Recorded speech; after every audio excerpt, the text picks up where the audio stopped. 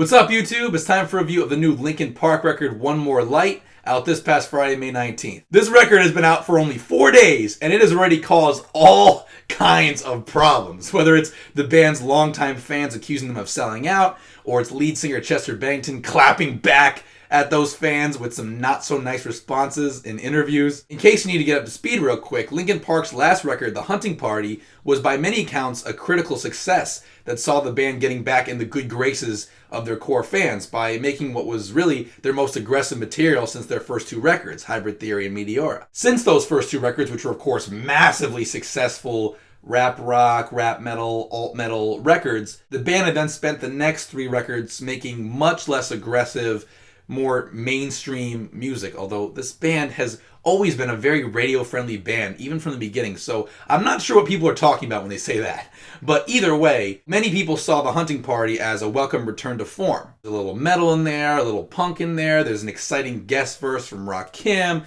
Darren from System of a Down shows up, many people saw it as them returning to their roots. But then here we are 3 years later, and they backpedal even further than before, and released this record, One More Light, which is an unapologetically pop and alternative record. And not surprisingly, people are pretty pissed off. I mean, I always avoid reading other reviews or watching other reviews before I shoot mine, but I'm guessing that most people hate this, and they're complaining that they sold out and yada yada yada. But the issue is, for a lot of longtime Linkin Park fans, this album will already be bad just cause Linkin Park, the band that they loved when they were 10 years old, made it. When in reality, when a band makes this big of a stylistic departure, you've got to just kind of look at it as its own thing. Just judge it as a standalone album if you want any chance of giving it a fair shot. Which for me, that's really easy to do because even Linkin Park's older material has not aged all too well for me, so I'm not particularly attached to any of it. Sure, there are a few songs on those first 2 records and on The Hunting Party that I could listen to,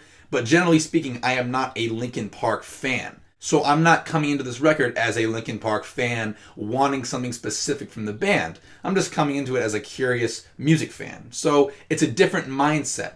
I'm not going to feel this sense of betrayal that they went pop or whatever. And the other thing about that is, like, people are going to talk about Linkin Park making concessions to the mainstream or to the pop world on this album. But let's be real. Was making rap rock music in the year 2000 so risky and so anti-establishment? That genre's commercial viability had already been firmly established by the time Linkin Park showed up. So it's not like they were ever some avant-garde underground band. Plus, if you're salty that a Linkin Park album is not heavy enough, you might want to rethink your definition of heavy. And yes, I use the word heavy on purpose, pun fucking intended. So now that I've gotten that out of the way and you guys kind of know my headspace going into this thing, we can talk about it. And the first thing I'll say is, yes, people are right when they say that this album caters to and appropriates very visible, very audible current mainstream music trends. The first time I heard that section in the song Sorry For Now, with that glitchy chipmunk vocal and the pseudo pop drop and the 808 hi-hats, I was just like, wow. This album really is trying to be in the pop world, because that's like every trend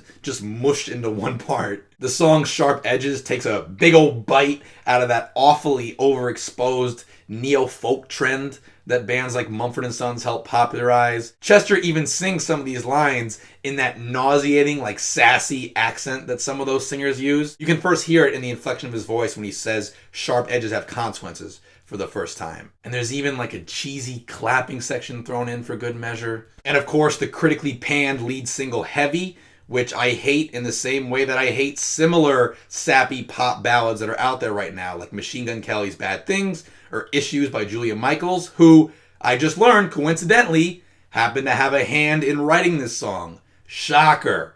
It's just that same look at all my emotional baggage, but I'm not really going to tell you anything about it kind of song. And by the way, I love how on Apple Music, like every song on this album is listed as alternative, but Heavy is listed as a pop song, because like at some point there's got to be some sort of self-awareness. But it's not even the trend hopping that bothers me. I think this album's biggest offense might just be that it's boring and lightweight. Take the horribly repetitive chorus to the song Invisible, for instance. Or Halfway Right, which is just another bland, forgettable ballad where if you listen closely, you can almost take the melody of Heavy and just plop it right into this song. There's also Good Goodbye, which is structured like every pop rap song ever, where the super melodic chorus could almost be like a separate song spliced in between the verses. Like seriously, this could just be a pop rap song where Chester Bennington is guesting on the hook. Oof. Could you imagine how much cornier Eminem's Recovery would have been with Chester Bennington on a hook?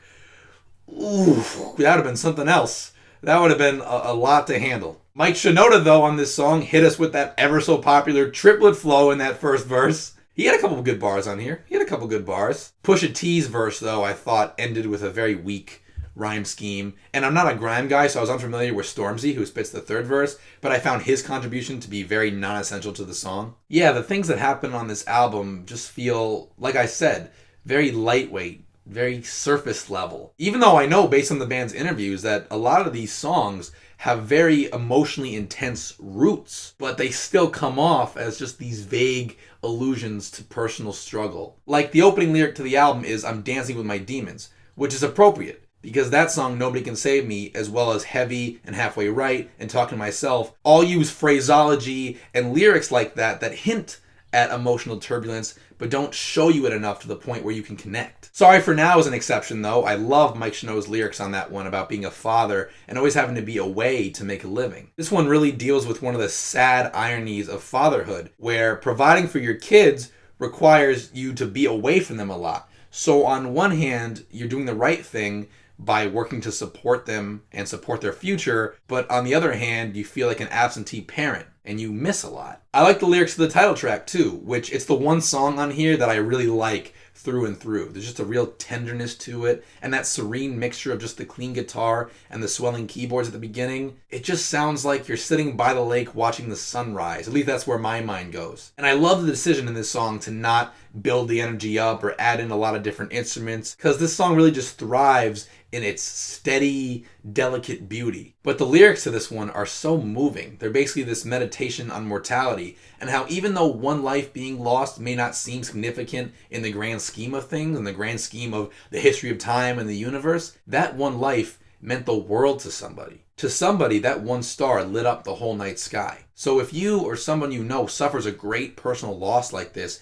it's natural to feel torn up about it. It's like losing a piece of yourself. But the title track is the only moment that moves me like that. Otherwise, this album does nothing for me. Musically, it's not only boring, but it trend hops like crazy. Lyrically, it's often too vague. I'm not really sure what Linkin Park needs 6 members for on here, because they've basically Maroon 5'd themselves. It's really not so much a band as it is just a beat and vocals. You know, I'm always psyched to be the guy who likes the album that everyone hates, but yeah, I don't like this one either, like at all. Maybe not for the same reasons that Linkin Park fans dislike it. I'm not as much butthurt by the style change as I am just bored by what I'm hearing, but either way, we're on the same page. So according to Chester Bennington, I have to stab myself in the face now. One More Light gets a 3 out of 10 from me. As always, thanks so much for watching. Be sure to subscribe, leave a comment, or shoot me a message so we can continue to talk music.